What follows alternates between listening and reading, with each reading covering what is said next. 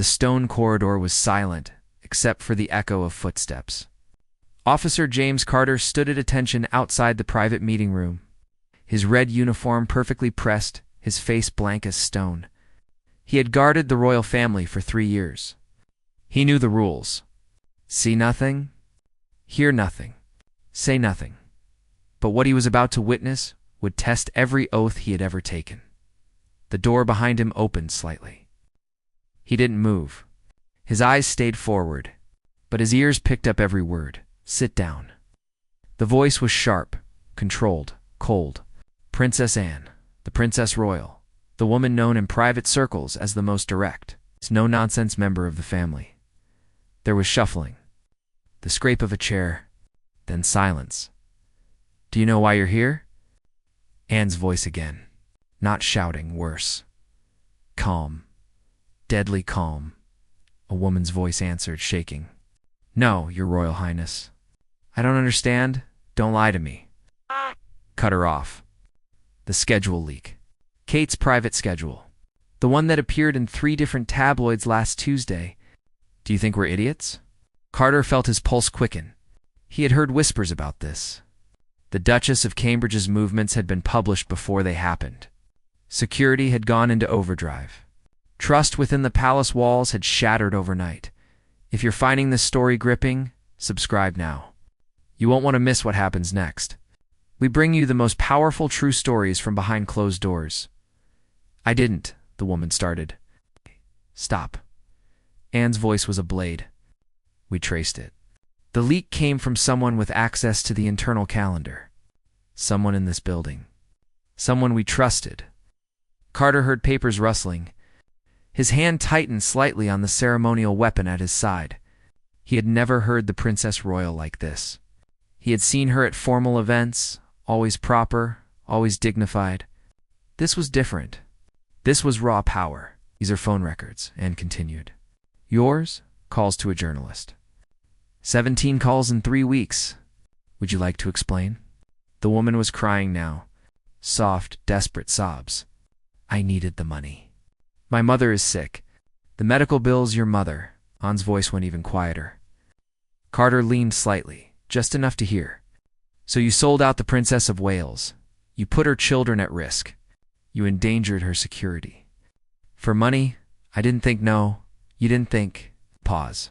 Do you understand what you've done? Kate can't take her children to school now without wondering if someone's waiting. She can't visit a hospital without fear. Because you decided 30 pieces of silver was worth more than your oath. Carter's jaw clenched. He had children himself. He thought about Prince George, Princess Charlotte, Prince Louis, innocent children whose mother now lived in fear because someone in her own household had betrayed her. Please, the woman begged. I'm sorry. I'll never... You're right. You never will. Anne's chair scraped back. Here's what's going to happen. You're going to sign a confession. You're going to name every person you spoke to. Every journalist, every editor, every source you used. And then, the woman whispered, and then, Anne said slowly, you're going to disappear from this palace. From London. From public life entirely. If I ever hear your name again, if you ever speak to the press again, if you ever try to profit from this family again, the pause felt like forever. If you leak Kate's schedule again, you won't see the sunset. Carter felt ice run down his spine. It wasn't a threat of violence. It was something worse. It was a promise of total erasure. The royals didn't need violence. They had lawyers, connections, power that stretched into every corner of British society. The door handle began to turn. Carter snapped his eyes straight ahead. His face became stone again. But his heart was racing. What he had just heard would change everything. Asterisk, asterisk. The door opened fully. Princess Anne stepped out first. Her face was perfectly composed, as if she had just finished discussing flower arrangements. Behind her came the woman, face blotchy and red, mascara streaked down her cheeks. She didn't look at Carter. Didn't look at anyone. She walked like someone already dead. Anne glanced at Carter briefly. Their eyes met for half a second. In that moment, he saw something he would never forget. Not anger. Not satisfaction. Just cold, absolute certainty. She nodded once, then walked away. Her heels clicking precisely on the marble floor, Carter remained at his post for another hour. When his shift ended, he walked to the guard station in silence. His colleague, Officer Mills, looked up from his tea. "You look like you've seen a ghost, mate." Carter sat down heavily. He wanted to speak. Wanted to tell someone what he had heard. But the oath was clear. The rules were iron. "Just a long shift," he said finally. Mills studied him. "You were outside the meeting room. The interrogation." Carter's head snapped up. "How did you—" "Everyone knows," Mills said quietly. "The mole hunt. They've been tracking the leaks for weeks. Finally found her." He leaned forward. "What was it like? Was Princess Anne as fierce as they say?" Carter thought carefully about his words. "She was. Exact. Every word measured. Every question calculated. It wasn't shouting. It was worse than shouting. Worse how? Because she meant every word." Carter picked up his own tea, but his hand shook slightly. "When she makes a promise, you believe it. Not because she's loud, because she's certain." Mills nodded slowly. "My father served the Queen Mother. He always said Princess Anne was the one who truly understood power. Not the power of the crown. The power of consequences." That night, Carter went home to his small flat in Wandsworth. His wife, Emma, was in the kitchen, making dinner. She took one look at his face and set down the spoon. "I can't talk about it." He loosened his collar. "I heard something today. Something I'm not supposed to share." Emma had been a guard's wife for 10 years. She knew the rules. But she also knew her husband. "It scared you, not scared." He sat at the table, reminded that these people aren't just symbols. They're real. And some of them are absolutely ruthless when they need to be. Was someone hurt? Not physically. He rubbed his face. But destroyed. Absolutely destroyed. In 5 minutes, with just words. Emma poured him tea. The leaks. The Princess of Wales. Carter didn't confirm or deny, but his silence was answer enough. "Good," Emma said firmly. "If someone put Kate in danger, put those children in danger, they deserve everything they get." Carter thought about the woman's tears, about her sick mother, about the desperation that had driven her to betray everything. Then he thought about Prince George being followed by paparazzi, about Princess Charlotte being photographed at school, about the fear that must live in Kate's heart every single day. "Yes," he said finally, "they do." The next morning, Carter arrived at the palace early. There was a different atmosphere. People whispered in corners. Guards exchanged meaningful looks. The word had spread. The traitor had been found. Justice had been served at morning briefing. The head of security addressed the assembled guards. He was an older man, gray-haired and stern, a former military officer who ran the palace security like a military operation. "Some of you may have heard rumors about recent events," he said carefully. "I'm here to confirm that we have identified and removed a security threat from the household. The matter is being handled internally. You will not discuss this with anyone, not your colleagues, not your families, not your friends. Is that clear?" A chorus of "Yes, sir" echoed through the room. "The royal family has requested that we redouble our vigilance. Trust has been broken. It must be rebuilt. Each of you represents the integrity of this institution. Remember that." As they filed out, Carter felt someone tap his shoulder.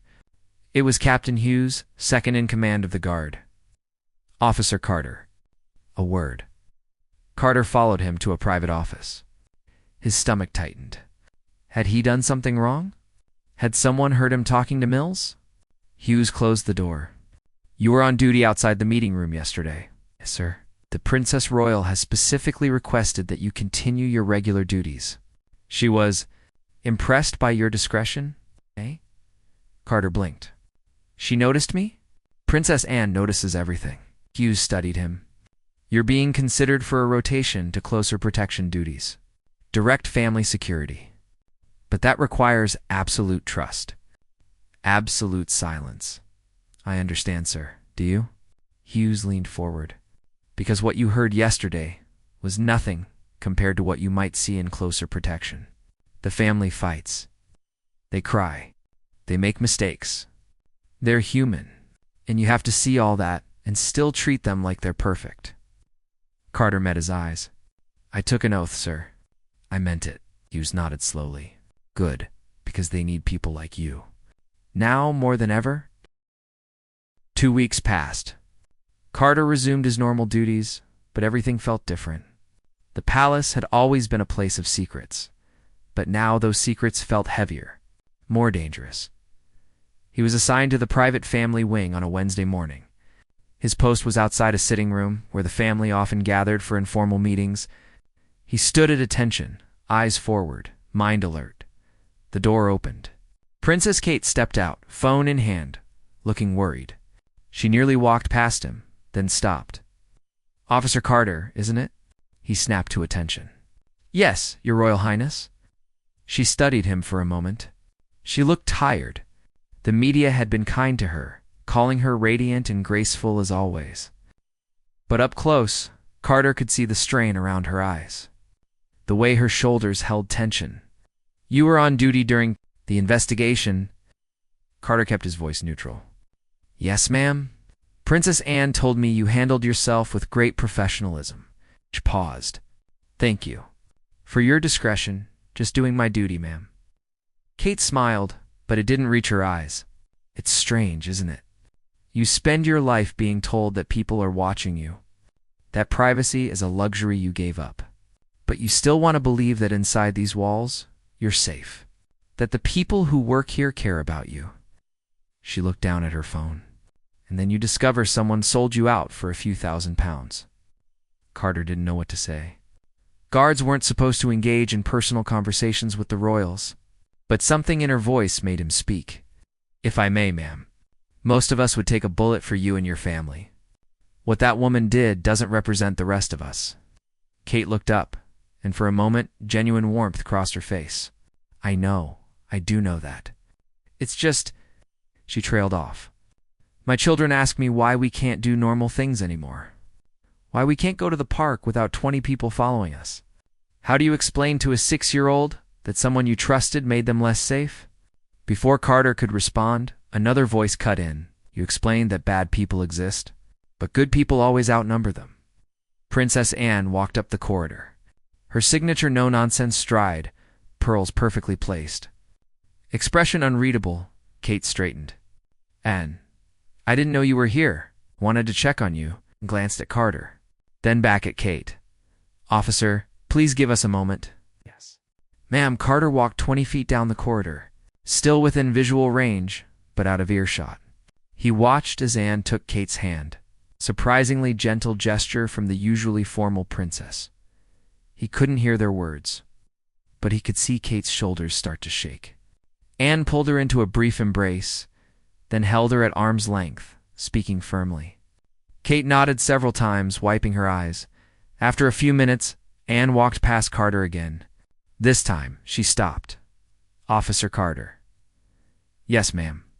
You spoke kindly to the Duchess. That was appropriate. She fixed him with that sharp gaze. But understand this. Kindness is not weakness. I removed that woman not just because she betrayed us, but because she had to learn that actions have consequences. Real consequences. I understand, ma'am. Do you? Anne took a step closer. People think being royal means being above it all, untouchable. They're wrong. It means being responsible for everyone who trusts you, every guard, every staff member, every citizen who believes in what we represent. Her voice lowered. That woman didn't just leak a schedule. She leaked trust itself. And trust, once broken, is nearly impossible to repair. Yes, ma'am. I saw how seriously you took it. Good. Anne's expression softened slightly. Kate is strong. Stronger than people know. But she's also a mother. She feels things deeply. The betrayal hurt her more than she admit. She paused. The guards who protect this family need to understand that. You're not just protecting bodies. You're protecting peace of mind. Carter felt the weight of those words. He had joined the Royal Guard for the honor, the prestige, the history. He had never fully considered the emotional burden the family carried every single day. "I won't let you down." Ma'am Ann nodded once, then walked away. That evening, Carter was called to Captain Hughes's office again. This time, there were two other men there. One wore a dark suit, clearly intelligence services. The other was older, with kind eyes, wearing the uniform of senior palace staff. Officer Carter Hughes began. "This is Mr. Pemberton from the royal household, and Mr. Chase from security services. They have some questions about the incident." Carter's stomach dropped. Was he in trouble? Mr. Chase spoke first, his voice calm and measured. "Officer Carter, we're not here to reprimand you. We're here because Princess Anne has recommended you for advancement. But before that happens, we need to ensure you understand the full situation." "The full situation, sir." "The woman we removed," Pemberton said, "has been placed under legal restriction. She signed agreements, violated them, and she faces serious consequences. Not just losing her job. Real legal consequences." "I see, sir. Do you?" Chase leaned forward, because what Princess Anne said in that room was not an idle threat. It was the beginning of a legal process. "We have the power to make someone's life very, very difficult if they violate the trust of this family. We can't harm them, but we can ensure they never work again. Never get credit. Never live the life they once had." Carter felt cold understanding wash over him. This wasn't just about firing someone. This was about systematic destruction of a life. "She betrayed the family," he said firmly. "She endangered children." "Exactly," Pemberton said with satisfaction. "That's the right attitude." Asterisk, asterisk, Carter left the meeting with a folder of documents. Non-disclosure agreements, security protocols, legal frameworks. He sat in the break room that night, reading through page after page of what his new role would entail. Officer Mills found him there at midnight. "Still reading that stuff?" Carter looked up. "Did you know that they can legally monitor all our communications? Phone calls, emails, even personal conversations, if they suspect a security breach." Mills sat down. "Of course. We signed away our privacy when we took this job." He studied Carter. "Having second thoughts?" "No, just understanding the full picture." Carter closed the folder. "The woman who leaked the schedule. They've destroyed her. Completely. She'll never work in London again. Possibly never work anywhere again." "Good. Is it?" Carter looked at his friend. "Her mother really is sick. I checked. Terminal cancer. The medical bills were real." Mills's expression hardened. "So she had a sad story." "Everyone has a sad story. Doesn't give her the right to endanger children." "I know. I'm not defending her." Carter rubbed his eyes. "I'm just realizing that Princess Anne wasn't exaggerating. When she said that woman wouldn't see the sunset if she betrayed them again, she meant they'd legally bury her so deep she'd wish she were dead. And that bothers you? Shouldn't it?" Mills was quiet for a moment. Then he spoke carefully. "My first year here, there was another leak. Photos of Prince William and Kate on holiday, private photos, intimate moments.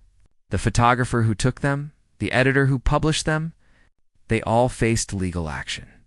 Years of court battles, bankruptcies, reputations destroyed." "I remember hearing about that." "What you probably didn't hear," Mills continued, "was that one of them tried to take his own life.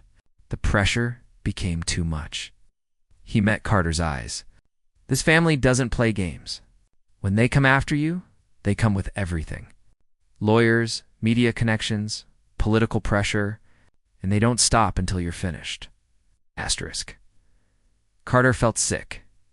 "And we're supposed to be okay with that?" "We're supposed to protect them. That's our job, not to judge how they protect themselves." Carter went home troubled that night. Emma was already asleep. He sat in the dark living room, thinking about the woman with the sick mother, about Princess Anne's cold certainty, about Kate's fear for her children. Where was the line between justice and cruelty? The next morning, he reported for duty early. He was being rotated to direct family protection, starting with a trip to a children's hospital where Kate would be visiting. The security briefing was intense. Every entrance, every exit, every person who would be in the building. They had background checks on hospital staff, patients, even the journalists who would be photographing the event. "Remember," the briefing officer said, "after the leak, we can't take chances. The Duchess is nervous about public events. She needs to feel safe. That's our primary job." Carter stood 3 feet behind Kate as she walked through the hospital ward. She smiled at sick children, held tiny hands, posed for pictures. She looked radiant, confident, happy. But Carter could see the truth, the way her eyes constantly scanned the room, the slight tension in her shoulders when someone moved too quickly, the protective way she positioned herself when a group of people gathered. She was terrified, and she was performing anyway. After 2 hours, they returned to the vehicles.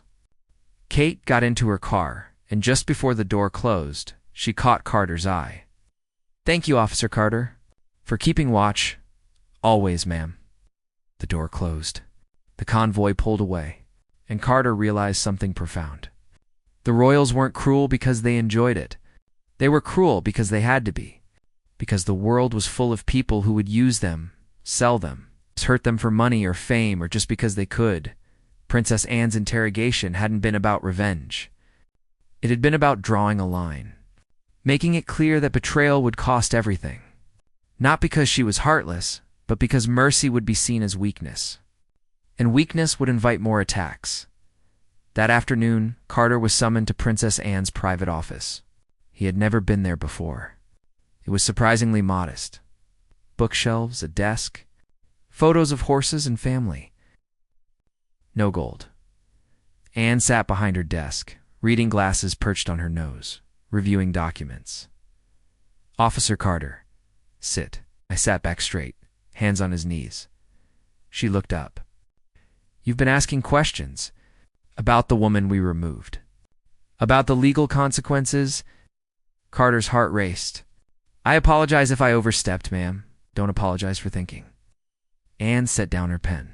"Do you believe we were too harsh?" The question hung in the air. Carter knew this was a test. Say yes, and he'd never advance. Say no, and he'd be lying. He chose truth. Believed she deserved to lose her position and face legal consequences. "I'm not sure she deserved to have her entire life destroyed." Anne studied him. The silence stretched. Then, surprisingly, she smiled. It was a small smile, but genuine. "Good. You're not a mindless soldier. You're a thinking man." She stood and walked to the window, looking out at the palace grounds. "Let me tell you something about power, Officer Carter. Real power isn't about destroying your enemies.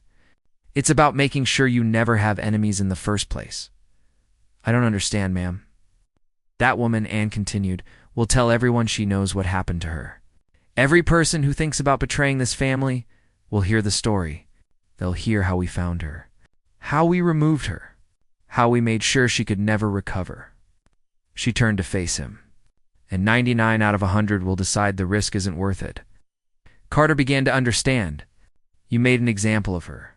I made a deterrent." Anne's voice was firm. "One person's suffering prevents 100 future betrayals. Is that cruel? Perhaps. But it keeps my nephew's children safer. It allows Kate to sleep at night. It protects guards like you from dealing with more security threats. And the 100th person, the one who betrays you anyway?" Anne's smile turned cold. "Then we make another example." Asterisk, asterisk, 3 months passed. Carter settled into his new role with direct family protection. He traveled with the royals to public events, stood watch outside private meetings, and slowly became part of the invisible wall that surrounded them. He saw things that changed his understanding of the family.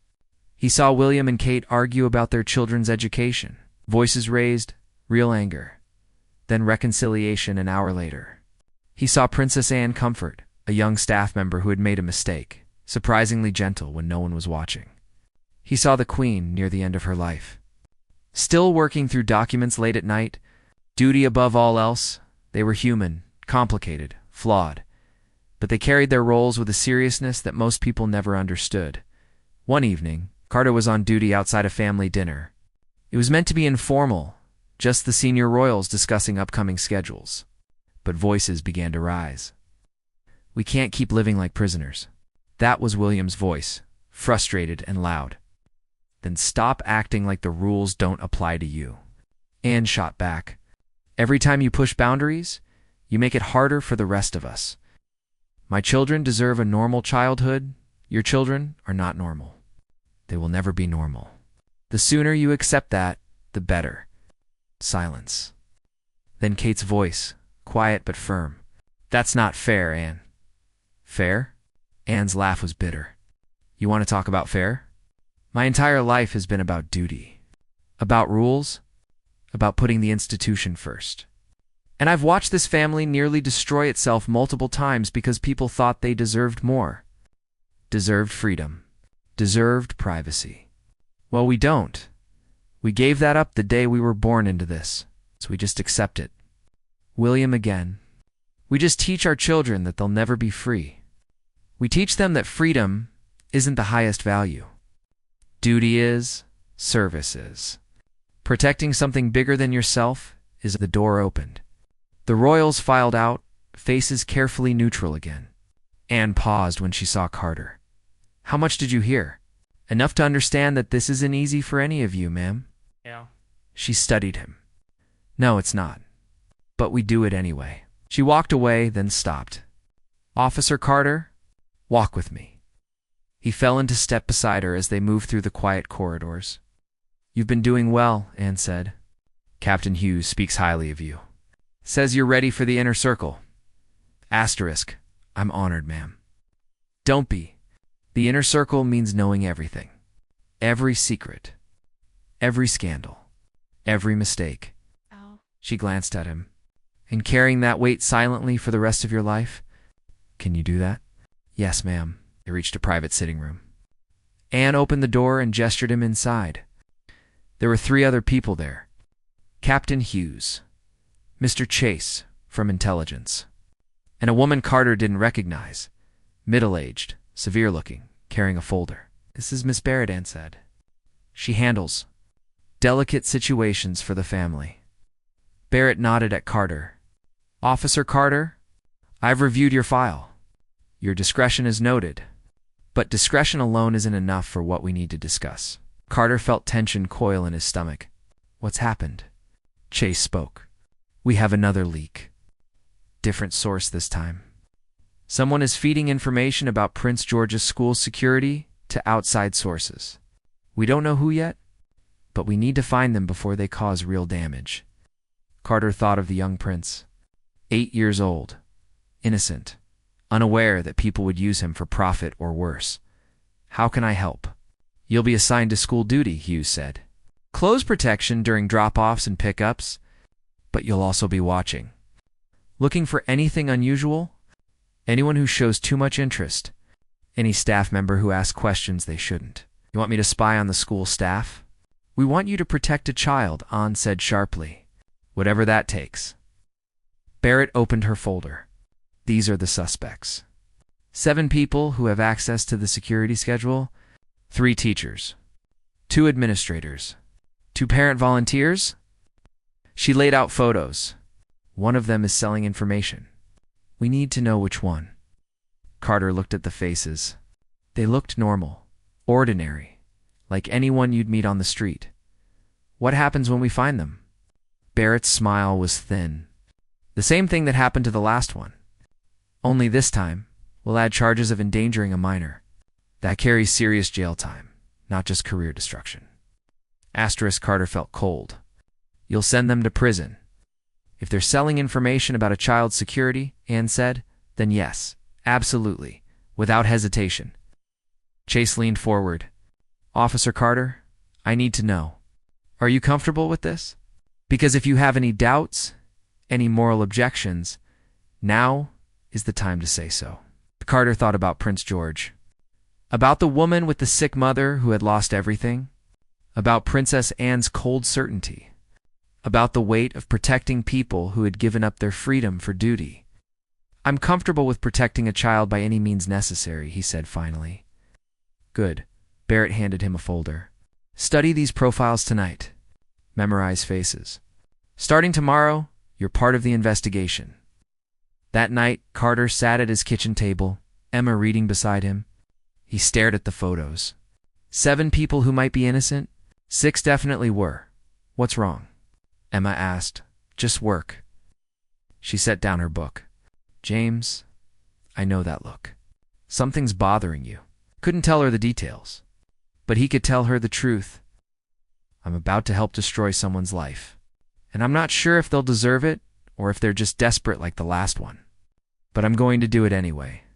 Because the alternative is a child getting hurt. Emma took his hand.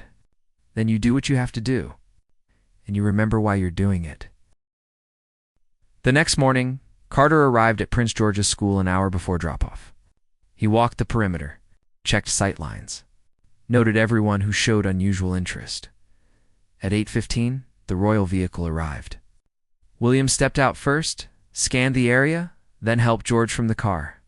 The boy was laughing about something, backpack bouncing, completely unaware of the protection surrounding him. Carter watched as they walked to the entrance. He saw the teachers greet them, the other parents whispering, trying not to stare. The photographers kept at a distance by security, and then he saw it. A woman. One of the parent volunteers. She had her phone out, angled toward William and George. Not taking a photo, recording Carter moved closer. She didn't notice him. She was focused on the prince, phone steady, capturing everything. He pulled out his radio. Possible contact. Parent volunteer. Northeast entrance. Within seconds, Chase was in his ear. Maintain visual. Do not engage. We need to confirm before action. Carter watched as the woman pocketed her phone. She glanced around, nervous now, as if she sensed being watched. Their eyes met for just a second, and Carter saw the fear. The guilt, the desperate calculation of someone who knew they were doing wrong, but needed the money anyway. Another one. Another person about to be destroyed. He keyed his radio. Contact confirmed. Subject is aware of observation. Copy. Stand by. Asterisk, asterisk, asterisk. The woman was brought to the palace that afternoon. Different room. Same protocol. Carter stood outside the door, but this time Princess Anne wasn't alone. William was with her. Carter could hear the tension even before anyone spoke. Your name is Sarah Mitchell. You volunteer at my son's school twice a week. William's voice was controlled, but barely. And you've been recording his security procedures and selling them to tabloids for £3,000 per video. The woman was crying. They always cried. I didn't mean any harm. I would never hurt George. My husband lost his job. We're going to lose our house. I thought you could use my 8-year-old son as a product. William's voice went cold. You thought his safety was worth £3,000? Please, I'll stop. I'll delete everything. You'll do exactly what we tell you. And now. That same sharp, controlled tone Carter remembered from 3 months ago. You'll provide every video, every email, every contact. You'll testify if we need you to. And then you'll sign papers that ensure you never speak about this family again. What happens to me? Silence. Then William spoke, and there was something broken in his voice. You get to go home to your children. That's what happens. You made a mistake, a terrible mistake, but you're a mother. I understand desperation. I understand fear, pause. But you will never see my son again. You will never volunteer at his school. You will move your children to a different school district. And if you ever put my family at risk again, I won't be this merciful. Carter heard footsteps. The door opened. William came out first, face tight with suppressed emotion. He saw Carter and stopped. Officer Carter, Your Royal Highness, thank you. For finding her before? Before anything happened to George, William's voice cracked slightly. He's just a little boy. He doesn't understand why people want to hurt him. I can't explain it to him because I don't understand it myself. She won't hurt him, sir. We made sure of that. No, but someone else will try. Someone always tries. William looked exhausted. How do you protect children from a world that treats them like entertainment? Carter had no answer. William walked away and emerged next with the woman, who was being escorted by security. Anne glanced at Carter. A word. My office. 10 minutes. In Anne's office, Carter stood at attention while she poured herself tea. She didn't offer him any. You did well today. Quick identification. Proper protocol. She sat behind her desk. But I saw your face when William let her go with just a warning. You thought we should have been harder on her? Ma'am. I thought His Royal Highness showed remarkable compassion. But you also think it makes us look weak. Carter chose his words carefully. I think consistency is important. The last person who betrayed you was destroyed completely. This person gets a second chance. People will notice the difference. Good. Anne smiled slightly. You're learning. Yes, people will notice. They'll notice that we're not monsters. That we understand desperation. That we can show mercy when it's warranted. She set down her teacup. But they'll also notice that we caught her in days, not weeks. That we knew exactly what she was doing. That we have the power to find anyone who threatens this family. The fear is in the capability, not the punishment. Exactly. 3 months ago, I had to be harsh because we needed to establish consequences. Today, William could be merciful because those consequences are already established. The system works because people believe we'll use it, not because we always use it. It wasn't about cruelty or kindness. It was about maintaining a reputation that prevented most threats before they materialized. You're teaching me statecraft. I'm teaching you survival. This family has existed for over 1,000 years because we understand power. Real power isn't about destroying everyone who wrongs you. It's about knowing when to destroy, when to warn, and when to forgive. The art is choosing correctly, and if you choose wrong, Anne's expression hardened. Then you correct the mistake, quickly, permanently. Carter was dismissed. He walked through the palace corridors with a different understanding. He had entered this job thinking it was about physical protection. Standing watch. Preventing attacks. But the real work was psychological. Creating an atmosphere where attacks didn't happen because the cost was too high that evening. He found Mills in the break room again. Heard you caught another one, Mills said. Quick work. She wasn't as careful as the first one. Carter sat down. Mills, when you've said this family destroys people who betray them, is that what keeps you loyal? Fear. Mills considered this. At first, maybe. But now? He shook his head. Now it's because I've seen what they deal with. The pressure. The scrutiny. The constant threat. They're not perfect, but they're trying to serve something bigger than themselves. And people keep trying to tear them down for profit. So yeah, I'll protect them. Not out of fear. Out of respect. Carter thought about Princess Anne's cold interrogation. William's broken voice talking about his son, Kate's fear at the hospital. The Queen working late into her final years. Duh. Yeah, he said finally. I understand that now. 6 months later, Carter stood in the palace courtyard on a crisp autumn morning. He was part of the honor guard for a state visit. Princess Anne walked past, inspecting the lineup. When she reached him, she paused. Officer Carter, I'm pleased to see you here. Thank you, ma'am. She lowered her voice so only he could hear. You've become one of the trusted ones. That's not an easy achievement. But remember what I told you. The moment you think you fully understand this family, you'll make a mistake. Always stay alert. Always stay humble, I will, ma'am. She moved on. The ceremony proceeded, and Carter stood there, part of something ancient and complicated and deeply human. He thought about the woman with the sick mother, probably working some low-wage job now, legally barred from ever speaking about what happened. He thought about Sarah Mitchell, who had narrowly escaped total destruction and would spend the rest of her life. Grateful for William's mercy, he thought about the balance between justice and cruelty, power and compassion, duty and humanity, and he understood that protecting the royal family wasn't just about guarding their bodies. It was about understanding why they needed protection in the first place, why people would always try to use them, and why the consequences for that betrayal had to be absolute. The royal guard who witnessed Princess Anne interrogating a palace insider learned something that day that changed him forever. He learned that real power whispers. It doesn't shout. It makes one example and lets fear do the rest. And sometimes, just sometimes, it shows mercy that makes people grateful instead of resentful. Because if you leak Kate's schedule again, you won't see the sunset. Not because they'll harm you, but because they'll make you invisible. And for some people, that's worse than any physical punishment.